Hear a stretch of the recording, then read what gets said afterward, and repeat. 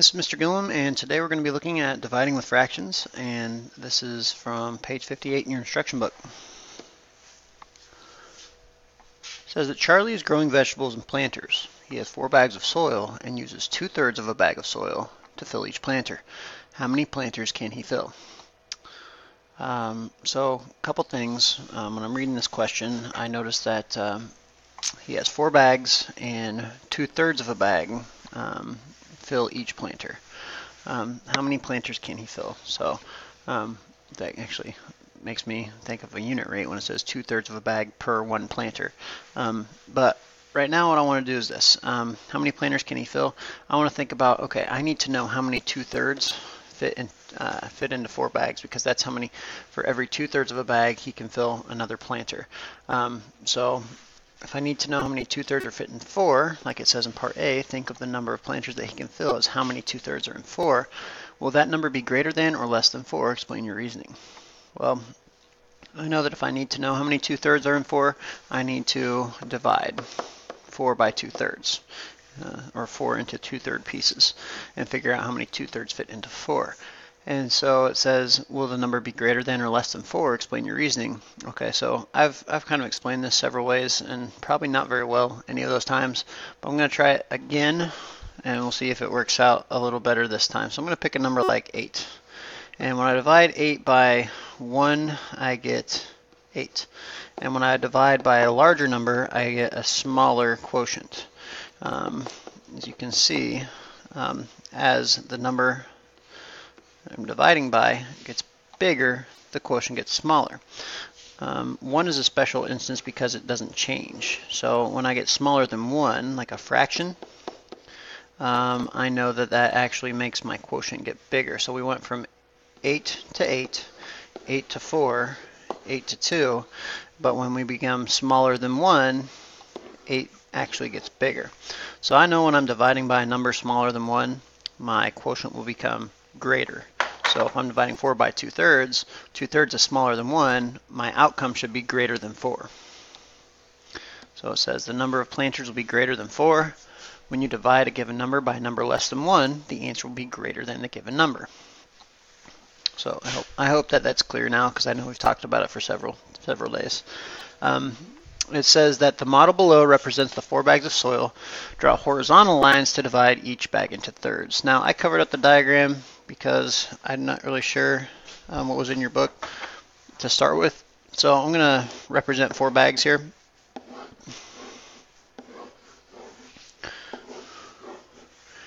And I'm trying to make them the same size, so this is a good model. Okay, those are each of the 4 bags of soil. Horizontal lines to divide each bag into thirds. Now you might be wondering why thirds. I'm choosing thirds because I know that 2/3 of a bag of soil fills a planter. So if I divide these into thirds, I know that there are 2 1/3 and 1 2/3. That sounded confusing, but this is 1/3, this is 2/3. So these together, that would make 1 planter. These together make another planter. There's the second one. These together, that's 2/3 of a bag. That makes another planter. 2/3 right there. There's 4, 5, and 6. So it looks like there would be 6 planters that we can make with those 4 bags of soil. So sorry about that. It just said to divide each into thirds. That's why I did it, so that I could count every 2/3. Then that would be another planter. So kind of skipped ahead a little bit there, I think. Okay, so it's very similar to what I just circled. It says circle and count groups of 2/3 in the model. How many did you circle? Well, I just did that. We circled 6 of them. Why do you circle groups of 2/3 to represent this problem? Well, because we know that every 2/3 of a bag, that fills another planter. So each planter holds 2/3 of a bag of soil, so each circle group fills 1 planter. You're trying to find how many 2/3 are in 4. So how many planters can he fill? 6. And explain how the model helped you solve the problem. It's good to write these book responses down, because I know that you're going to have to explain these for yourself as well, and these seem to be, it seems to me like you're modeling good responses. It says you can count the groups of 2/3 that are in 4. That's how the model helps us. Okay, it's a visual aid. All right, you can actually see how many 2/3 are in 4. says when you found the number of 2/3 that are in 4, you were dividing. You were solving the problem 4 divided by 2/3. You could also solve it by multiplying. Okay, so the keep, change, flip method. Let's write this on the side. If I actually used this expression to solve instead of the model, I could have done the keep, change, flip method. I know 4, the whole number 4, could also be written as 4 over 1. Keep, change the division to multiplication, and flip. 4 times 3 is 12, 1 times 2 is 2, 12 divided by 2 or would be 6, or I could reduce, 2 goes into 2 once and into 12 6 times, 6 divided by 1 is 6. So I could have gotten the answer in that way as well. And so that's what that kind of goes with this, if I would have used my expression. It says you know that multiplication and division are related. 4 divided by 2 is the same as 1/2 of 4, or multiplying 4 by 1/2. We call these inverses. Okay, inverses. Inverse, actually we're going to say operations. And we're going to actually say add and subtract our inverses and multiply and divide our inverses. Okay. The inverse of a fraction flips a fraction. Okay, so the numerator and the denominator switch to the denominator on top and the numerator on the bottom. It's a two-way street, actually. The inverse of 3/2 is 2/3, and the inverse of 2/3 would also be 3/2. Okay, it works both ways. So that's what the inverse is. Well, sometimes we refer to this as the reciprocal. All right, that's called the inverse, the reciprocal. Says when dividing unit fractions, you learn that dividing 4 by 1/3 is the same as multiplying 4 by 3. And so in this case, I could multiply by 3, and then I know that if I multiply by 3 and figure out how many 1/3s fit in there, half as many 2/3s will fit in because 2/3 is twice as big as 1/3. So it says dividing with any fraction works the same way. Dividing 4 by 2/3 is the same as multiplying 4 by 3 over 2. And that's the keep, change, flip method, and that's how it works.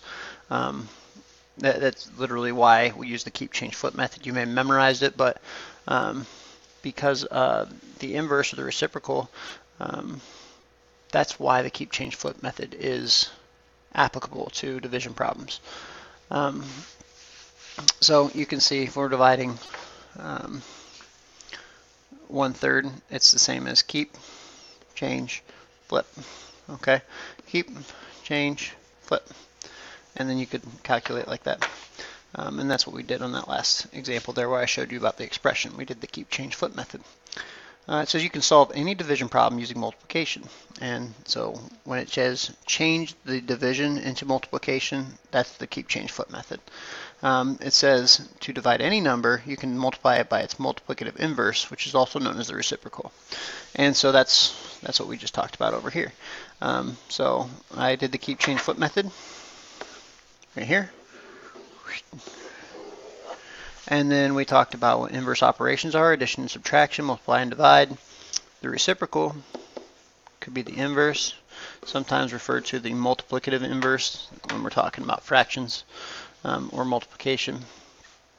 And so it says explain how you can solve this division problem by using multiplication. This is the keep, change, flip method. I know that the number of 2/3 that fits into 6 would also be the same as 6 being multiplied by 3/2. And so dividing by 2/3 is the same as multiplying by 3/2. So you can solve 6 divided by 2/3 by multiplying 6 by 3/2. And then they go on to show the keep, change, flip method. So I'm going to write it again down here just so we can get a little more clearly visual. Keep the 6, change the division, flip the second fraction. And the rationale is that the multiplicative inverses will give you the same product as you would otherwise have a quotient. 18 over 2. If you multiply straight across and then reduce our fraction, 9 over 1, which is 9, you can think about that. 2 goes into 2 once, into 18 9 times. Little asterisk, if you would prefer, like I do, I prefer to reduce smaller numbers. So I cross reduce. I see that 2 and that 6 will cross reduce, and then I can multiply straight across a little quicker. I don't have as big numbers to use. It's a very, very useful trick as the numbers become bigger, as the grades get older, your student becomes older, then their numbers will be larger as well. If they know to reduce the small numbers before they multiply, it will save them a big headache with reducing fractions later. So I always try to show that as well, the cross reducing. Okay, so that's it for today. Basically that was explanation of the keep, change, flip method and why it works. And that's it.